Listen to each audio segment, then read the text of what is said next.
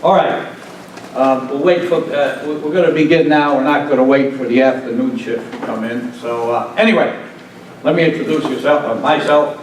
My name is David Arietti, and by the way, just a little note, I've been here 30 years. This is my 30th year at this school. So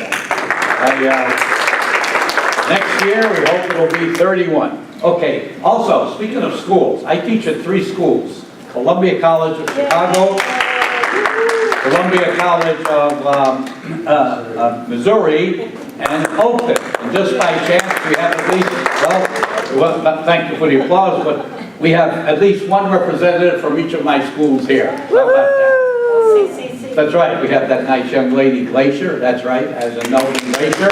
We hope she doesn't know, one of my good students. And then we have Columbia College of Missouri, up in Gurnee, this young lady here, and everyone else, I assume, is from Oakton. So anyway, let's get to the business here. Okay, now, it just so happens, I just want to tell you, that I finished making up this presentation 2 days ago. However, if you've been reading the news, some other things have happened that I had to add to this, because every day we keep hearing new environmental insults to the planet, you see? So this is every day. So I added new stuff to this, and I'm going to play it for you today and show you. However, I want to get started by giving you the title.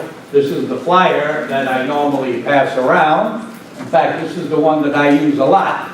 So since I use it all the time, this particular one, it becomes a frequent flyer. Just thought I'd mention that so you get the idea.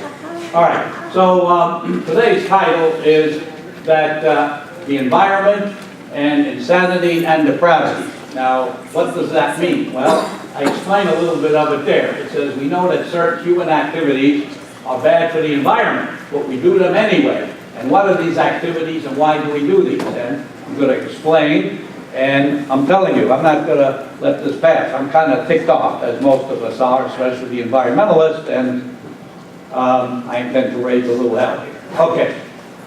If we don't do something now and change our ways for our future generations will suffer. So, anyway, this is it. The environment, depravity, and insanity. We know we are doing bad things to the Earth's environment, and yet we continue doing them. Why do we do this? Well, I'm going to come up with solutions, and I know why, and you all know why, but you're going to hear why after I go into more detail.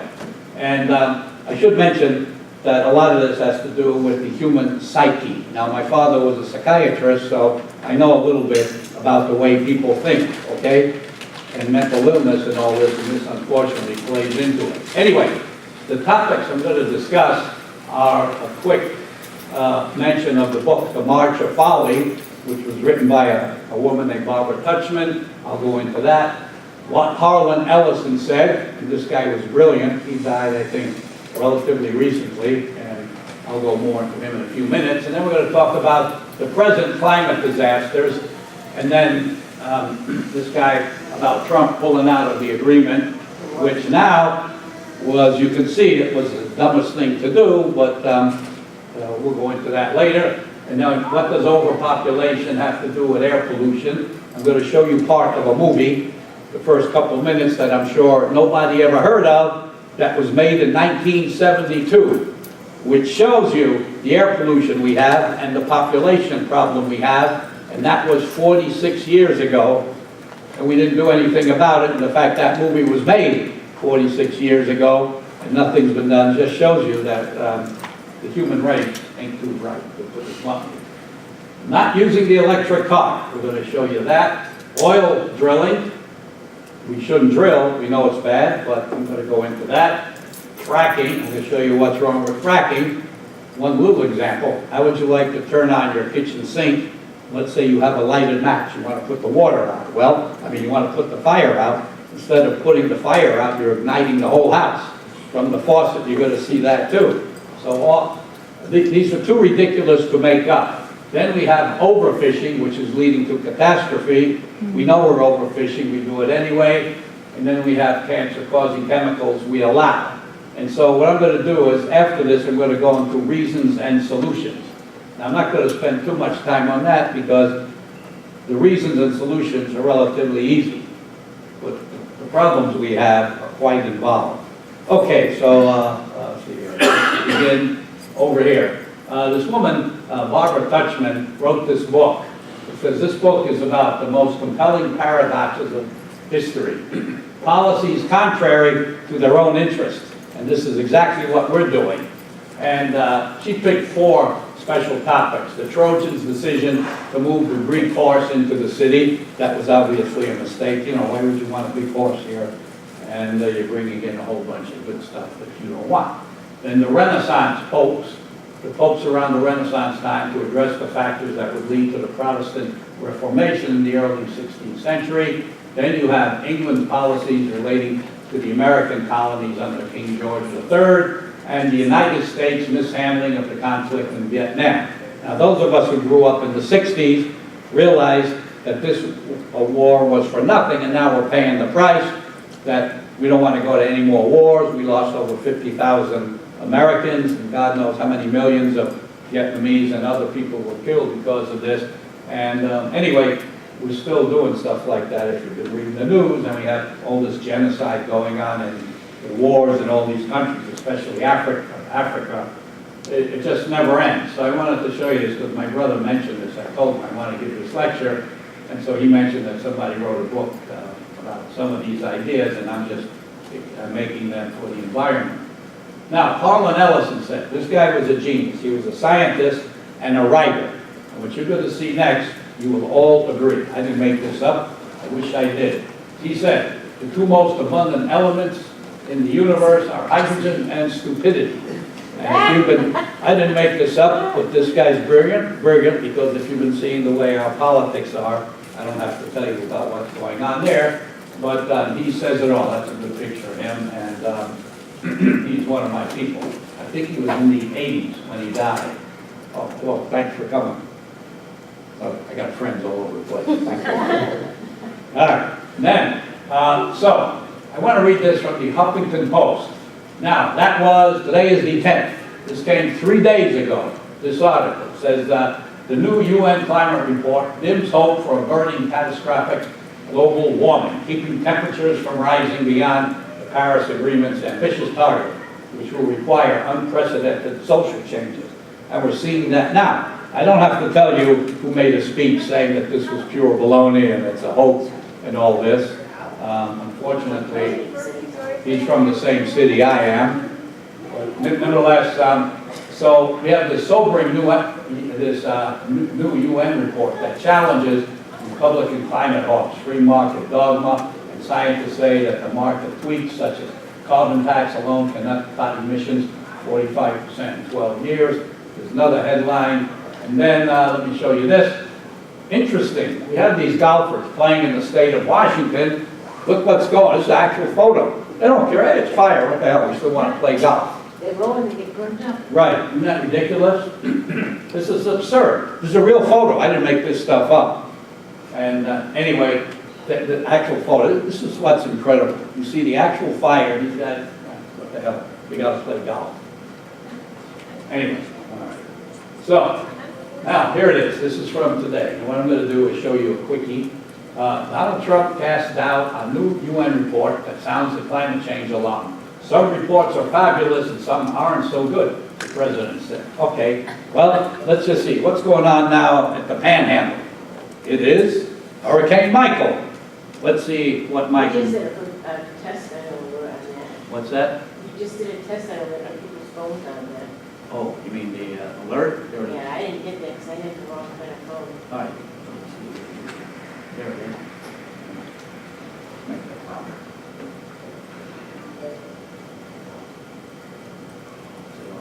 All available federal resources along our coast. Communities are going to see unimaginable devastation. Think about the devastation we've seen before with storms like Hurricane Irma. The Panhandle and Big Bend will see winds in excess of 145 miles per hour. Hurricane Michael is forecast to be the most destructive storm to hit the Florida Panhandle in a century. The storm will bring torrential rain to most of the Panhandle and Big Bend, which means flooding will be a major issue. Expect to see 12 inches of rain in some areas of the Panhandle. The National Hurricane Center is forecasting storm surge to be between 9 and 13 feet. That means the water will come miles inshore and could easily rise over the roofs of houses. Now is the time to prioritize to keep your family safe. Do not take chances. There's something wrong, because I see it on the computer, but I don't see it there. Does anybody want to help me out on that? Can I do it? Just skip it. Probably because of the two different monitors, so we're fine, we've heard the. Oh, okay, because I got something to show you, but that's okay. All right, so let's see. Yeah, it gets annoying. Yeah, I had this working. But anyway, okay, so let's go on to the next one. Okay, now, here we see Trump pulls out of the climate accord, and I have this set up for you too. Let me get back on here. It is kind of for real. Yeah, I know. There. Oh, man. There it is. Okay, so listen to him. Yep, there it is. See, it doesn't show up on here. Listen. He's not even saying it. Yeah, he is. Watch. See, I got it here. I am fighting every day for the great people of this country. Therefore, in order to fulfill my solemn duty to protect America and its citizens, the United States will withdraw from the Paris Climate Accord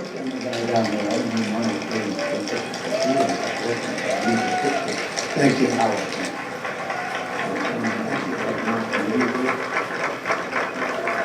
But begin negotiations to re-enter either the Paris Accord or in really entirely new transaction on terms that are fair to the United States, its businesses, its workers, its people, its taxpayers. So we're getting out. But we will start to negotiate, and we will see if we can make a deal that's fair. And if we can, that's great. And if we can't, that's fine. As president, I can put no other consideration before the well-being of American citizens. The Paris Climate Accord is simply the latest example of Washington entering into an agreement that disadvantages the United States to the exclusive benefit of other countries, leaving American workers, who I love, and taxpayers to absorb the cost in terms of lost jobs, lower wages, shuttered factories, and vastly diminished economic production. Thus, as of today, the United States will cease all implementation of the non-binding Paris Accord and the draconian financial and economic burdens the agreement imposes on our country.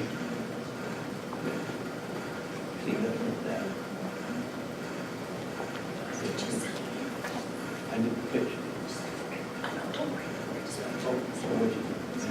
That one, so I can show that. Oh, just go back. No, I won't let you. Just go back down there. So if I want to get the movie, I have to first escape?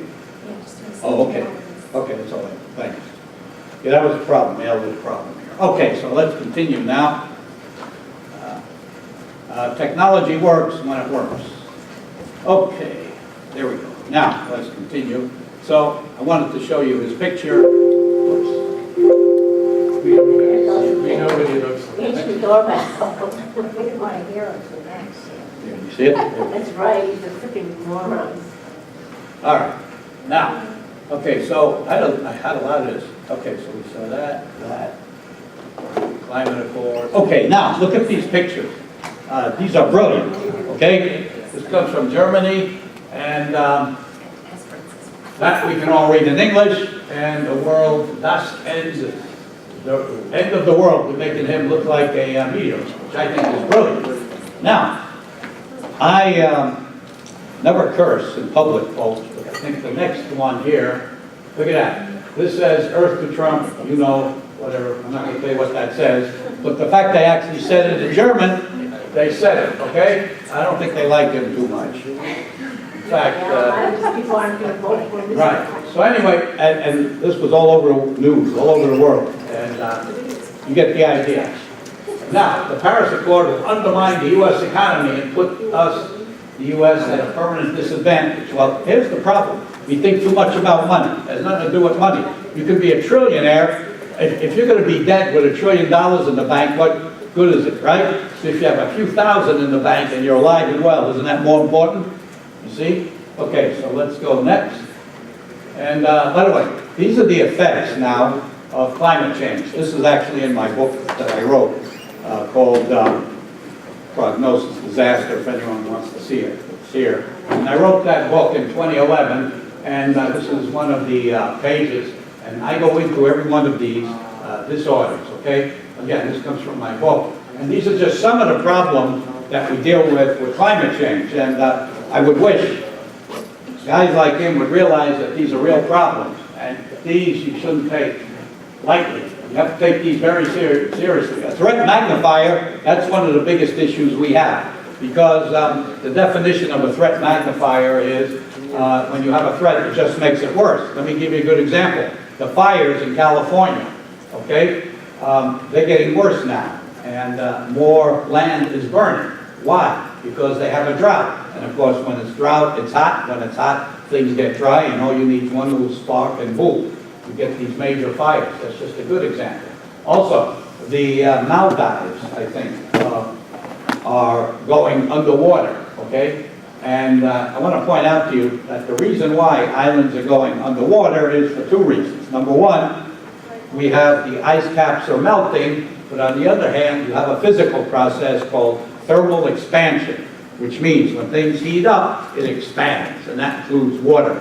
And there actually is a formula for that too. See, there is a formula for that, and I mentioned that too in this book. I have a page devoted to the thermal expansion and things like that. Okay, so anyway, these are the major crises. These are just some, by the way. Now we're finding out there are more problems than just this that's going on with climate change, okay? So that's what the problem is. It keeps escalating. So this is one problem. Then, I want to show you this. More on politicians and stupidity. This is by far one of the most magnificent one-minute videos I've ever seen. So what I'm going to do is try to get it. Romney versus Sandy. Now watch. We're going to discuss this in a minute. Let's see if I can get it. He says if you don't shape up, you might push him Now out. watch. President Obama promised to begin to slow the rise of the oceans. Hold on. Escape. It did escape. Escape. Here. And to heal the planet, my promise is to help you and your family.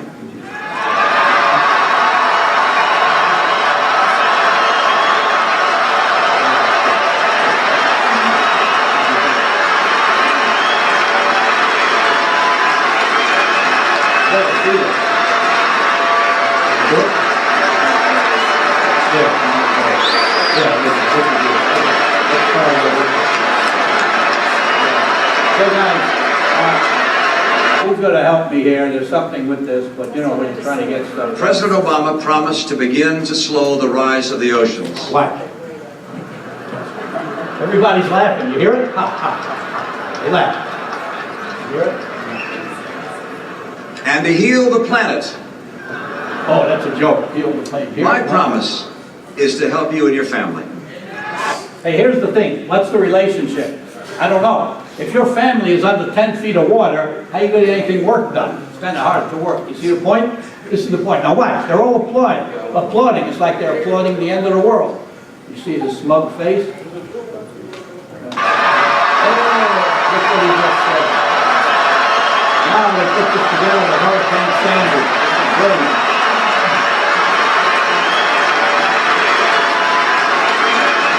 Sandy happened almost at the same time, right?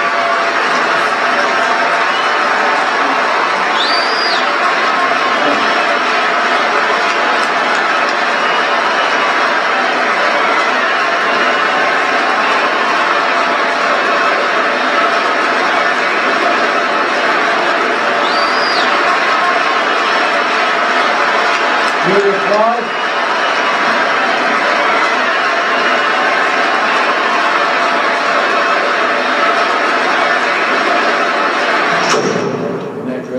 change isn't a joke. Brilliant, positively brilliant. So this is what we get, and this was real.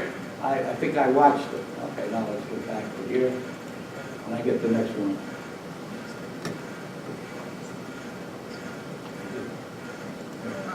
I know in 2004, I think it was, you said global warming was a total crock of shit. Yeah. And my attitude has been reinforced since then. Really? Yeah. What was it, the tornadoes today that we've never seen? There you go. Yeah, guys, you know, we have a regular desktop, we have no problem. All right, let's go down. Okay, let's go down. That's okay. All right, we got it. Yeah. Okay, now, let me just go put that there we go. Okay. Yeah, thank you. Okay, so have any of you ever seen that before? No. Here it is, kind of hard to work underwater, isn't it?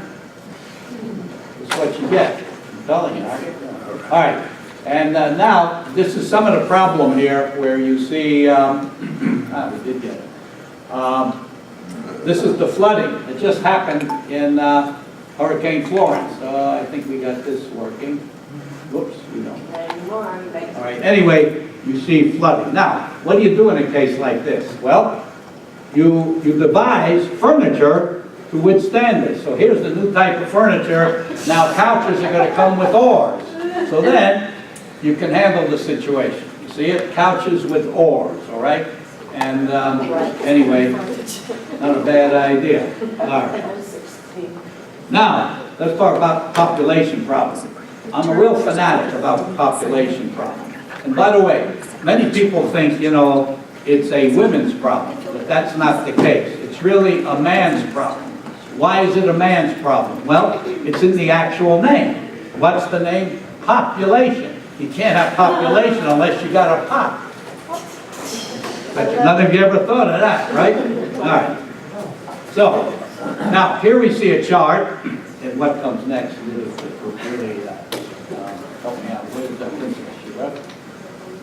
All right. Anyway, this shows you roughly the percentages of the population. China, India, and the U.S. are the world's most populous countries, and then we see the rest there, which I'm not going to go into. We go into that in my environmental class, but this is what I want to show you. Okay, this is one of the most incredible things you've ever seen, because to me this is incredible. Now, which one of these pictures actually shows you more air pollution? The one on the right or the one on the left? The one on the left, right. Now, here's the thing. You ready for this one? This is the way it looked in 2013 in Beijing, China. That's real. This comes from the picture in the movie, made in 1972. You see how absurd? So what are they telling us? We know that the situation is getting worse, but yet nothing's been done, especially in China. You see that actual photograph during the daytime. You can imagine that these people smoke and have to breathe. They have to choose between breathing or smoking, or else they're in bad shape. Now, watch what we got. Okay, so anyone want to see that movie? It was called ZPG, 46 years ago. That's Oliver Reed and Geraldine Chaplin. Okay, it was a very good movie, and the basis of the movie was that it was an edict, of which you're going to hear at the beginning of the movie here. You can't have children. If you have children, it's the greatest crime. Both the mother and father and the baby get executed in the movie. So anyway, the story is that Oliver Reed and Geraldine Chaplin have a baby, and they have to keep it secret, and that's the basis of the story. And then they got to hide, and when the baby gets sick, they have to find a doctor, and it's a real hassle. Anyway, so let me show you this. Let's see if we can get the first few minutes of this. Okay, I might need you now. Let's see if we can get this up. There it is. There it is. Oh, well, we got it. Well, I don't have it. Yeah. Friendship isn't a big thing. It's buying the first round. It's being there. It's holding a friend's hand when she loses her restaurant. It's a person that you trust with your wallet and your wife and your kids. It's having the hard conversations and being willing to listen. Friendship. Okay, guys. A million little Okay, here it things. comes, guys. You're gonna watch the Wednesdays on first few minutes of ABC, this. streaming now. Has anyone ever seen that movie, ZPG? All right, here it goes. Watch, it's real incredible. You're gonna see people with gas masks.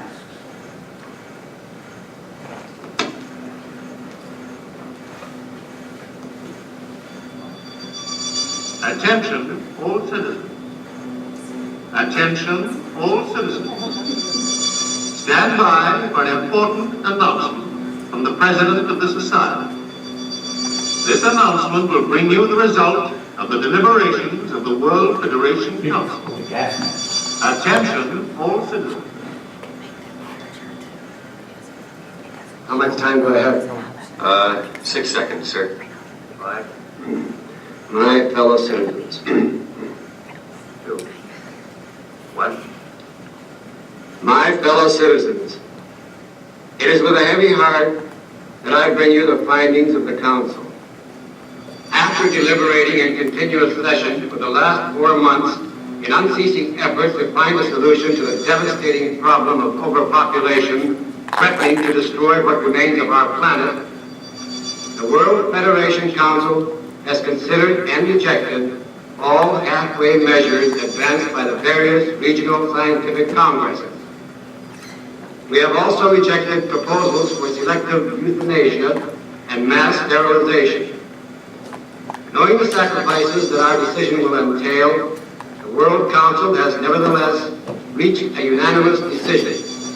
I quote,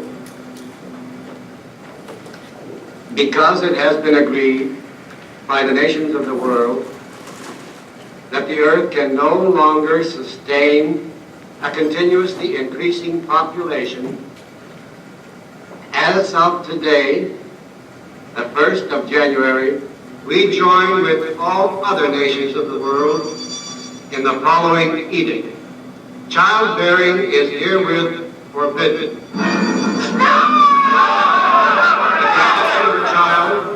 Shall be the gravest of crimes, punishable by death. Women now pregnant will report to local hospitals for registration. I earnestly request your cooperation in this effort to assure the last hope for survival of the human race. DE before edict. Electronic imprint is fine. John Graham, 7734575. John Graham, 7734575.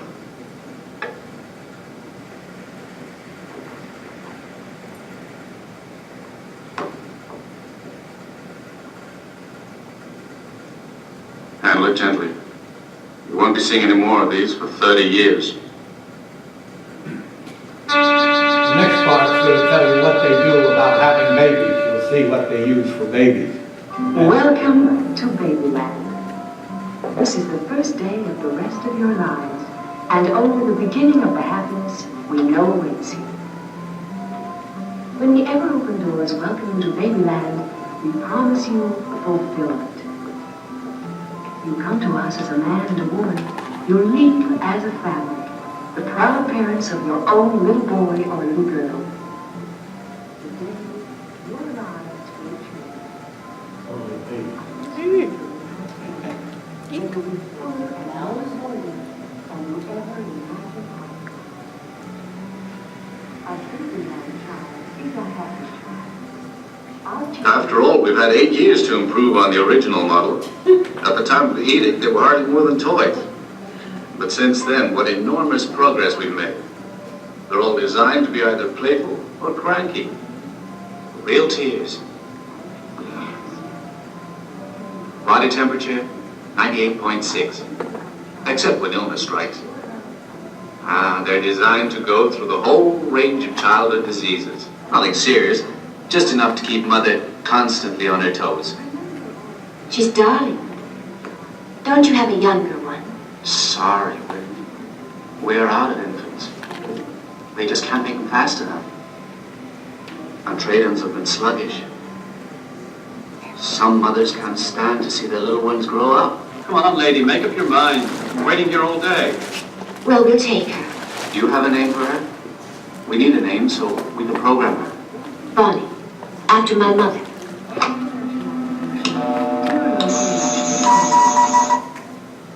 Also, make sure you visit your unit housing council.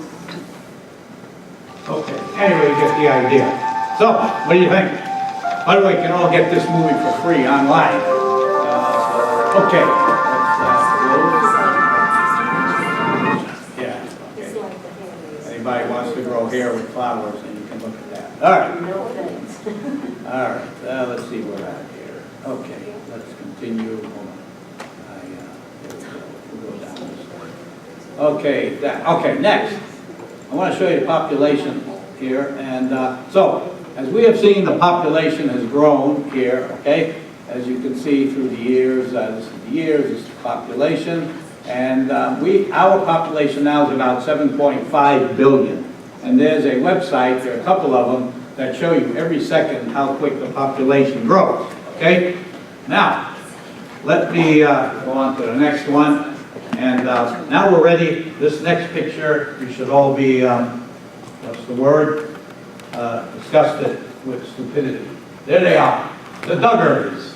Now, notice I put a couple of dunce hats on, old Jim Bob and Michelle there. Now, this to me is absurd, okay? Why do they have so many kids? It's obvious, because they latched on to the TV.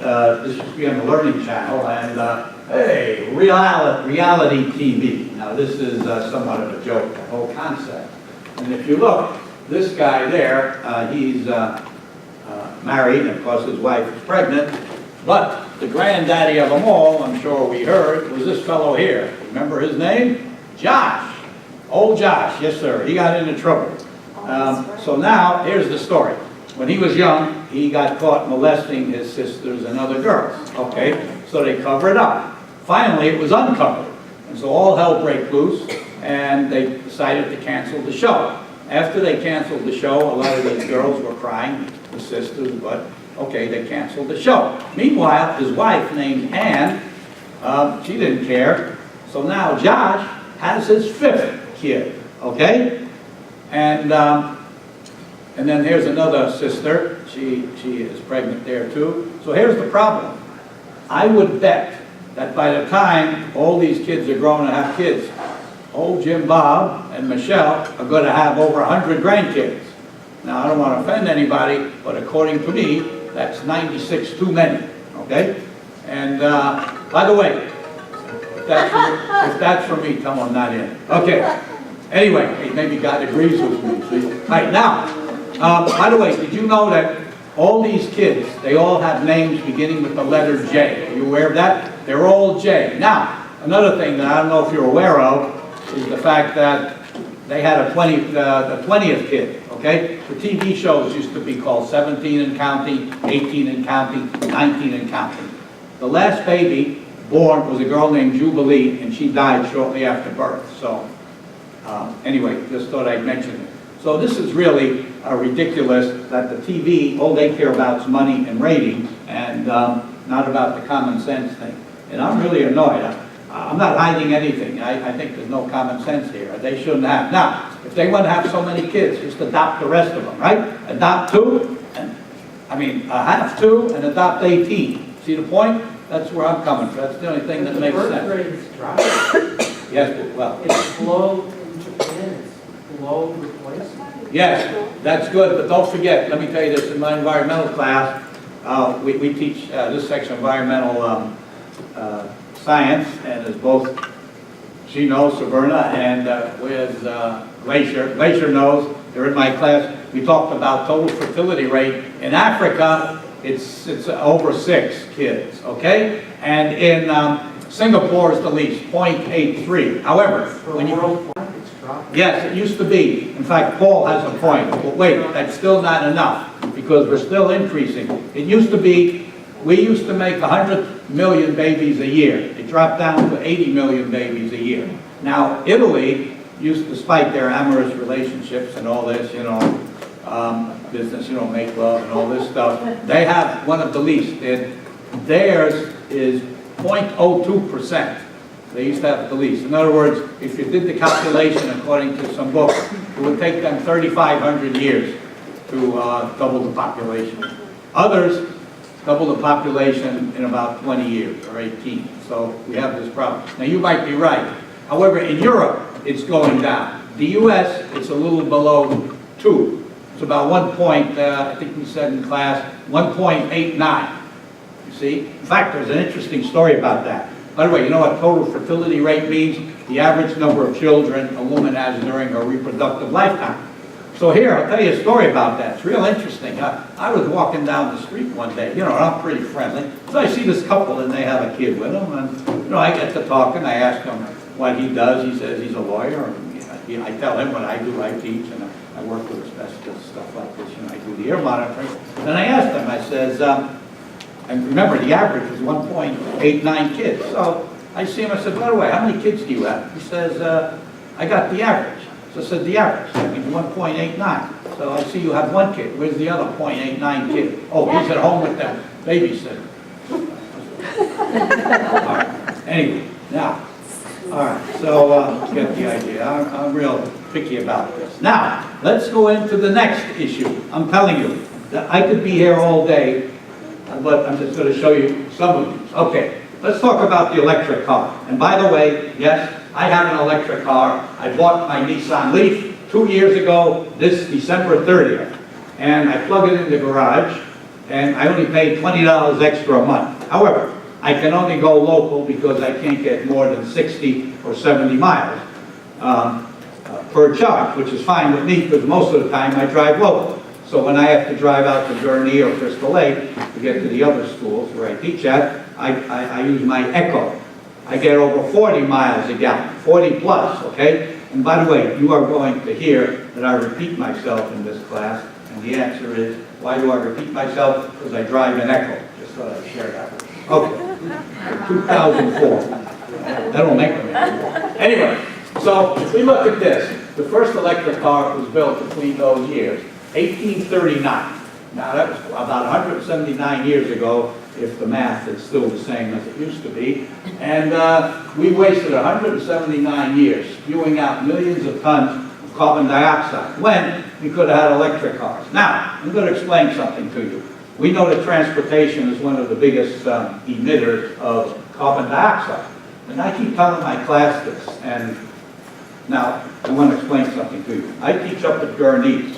In Gurnee, a lot of the students come from the Navy, okay? I also teach at the Naval Academy up there. And I tell them one of the biggest issues with the fact that we're using fossil fuels is because we're wasting trillions of dollars in the military, okay? There's no sense in wasting billions of dollars, trillions in the military. Why? Because let me explain something to you. The military is here to defend us.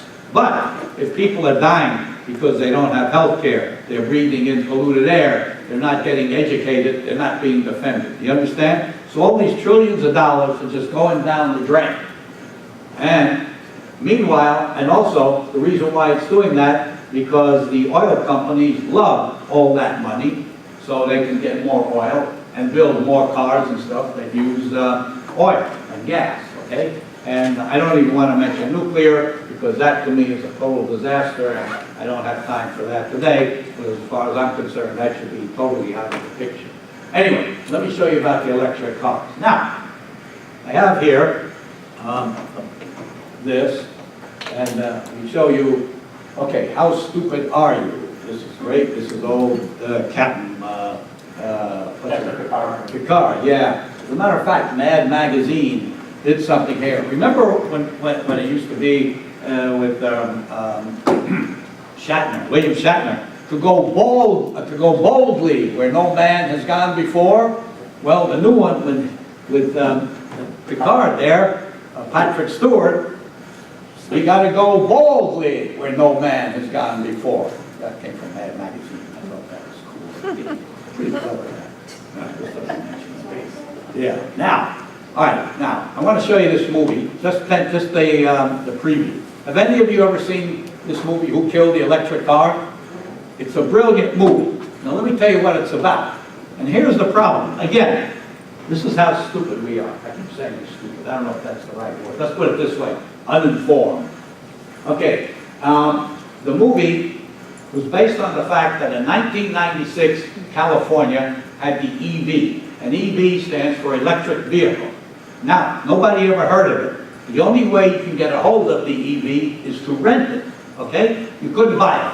You had to rent it. Then, a few years later, all the cars were destroyed, okay? And remember, this was in the 90s. Now, how far away are we from the 90s? We are, what, 18 years, something like that, right? Over 18 years. And now we have all these electric cars. How come it took them so long to get them, right? They actually destroyed them. And you're going to see in this, there's a scene in the trailer where a bunch of women were crying because it's as if their loved ones are going to be executed.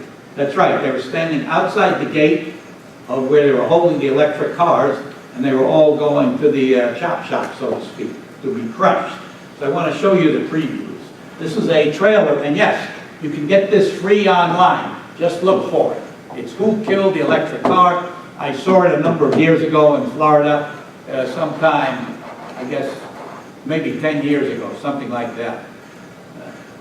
By the way, I think some of my students can watch it upstairs because I have a disc of it up in the AV department. You can watch it there too. And they have a lot of the movies that I have. All right, I need your help here, I think. Wait, there it is. Oops. Let me get this out. Hold on.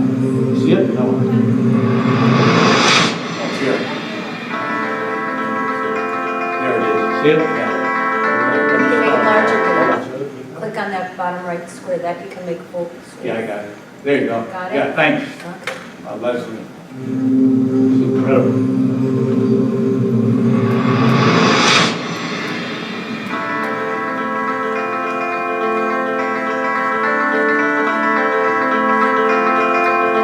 In 1996, electric cars began to appear on roads all over California. They were quiet and fast, produced no exhaust, and ran without gasoline. 10 years later, these futuristic cars were almost entirely gone. What happened? Why should we be haunted by the ghost of the electric car? The exciting thing about this is the cost of operating the car is the same as if you were driving a typical gasoline car, but the gasoline only costs 60 cents a gallon. I plug it in at night, and when I need to drive it, I unplug, drive it away. Believe it or not, that sucker goes. That thing will take you so fast you can get a ticket. Wow, I didn't know this existed. How come I don't know about this? Have you seen this on TV? People who control the marketplace today, the oil companies, have a strong incentive to discourage alternatives. They make too much money with their technological stagnation and the internal combustion engine. For the last 15 years, they've been telling us the fuel cells are 10 to 15 years old. There's still roughly 1 trillion barrels worth of oil in the Earth's crust. That's $100 trillion worth of business yet to be done. General Motors made a commitment to the Hummer because they could see the Hummer would make them money. The electric vehicle is not for everybody. It can only meet the needs of 90% of the population. We're up against the automobile industry, the oil industry. It's David versus Goliath. Who killed the electric car? Lack of corporate wisdom. In my opinion, it's big oil. The murder was committed by the General Motors company. What's interesting, you're going to be shredding some new cars. Why are you shredding them up? A little bit of a mystery, really. That seems like a shame. I think it will go down as one of the biggest blunders in the history of the automotive industry. Yeah, what do you think? Go watch it. What? It's garbage. What? Because where do you think the electricity comes from? Ah, okay. That's the problem. Burning coal, in those days, burning coal, which is worse than gasoline. Yes, but now here comes the thing. Let me tell you. Now, I told you I have an electric car, 100%. Now, I saw a picture that I can turn it into a solar car. How? By charging it from solar panels, you see? And that is doable. I actually saw photos of the Nissan Leafs being charged by large solar panels. So you see, no, and Paul is right. You do need to cut, chop and dig and get gas and coal and oil or whatever to make the electricity, but still, you know, everything we do, we have to make stuff. Well, look at that corn out there. California can use this rain. Anyway, everything we make, we produce waste. You have to cut, chop, and dig to get everything. So, you know, in this day and age, we have to give in a little bit. But like I said before, if we had the common sense to do this years ago and quit depending on these stupid wars, which just cause more wars, we would have had solar. And by the way, let me tell you this. When I teach this class, I always tell everybody, does anybody, well, let me ask you this. What is the biggest wasted space on the planet right now? Somebody in my class knows. What was it, remember? Garbage. No, wasted space. Do you know? Glacier? What's the biggest wasted space? Well, you know, I'll tell you. The Oval Office. Well, it's rooftops. Every single rooftop can be made into a solar place. Now, people are saying why it's too expensive, but it's not. The prices have come down. Remember the computers? In 1990, I bought my first computer. It was a Packard Bell. They don't make them anymore. That cost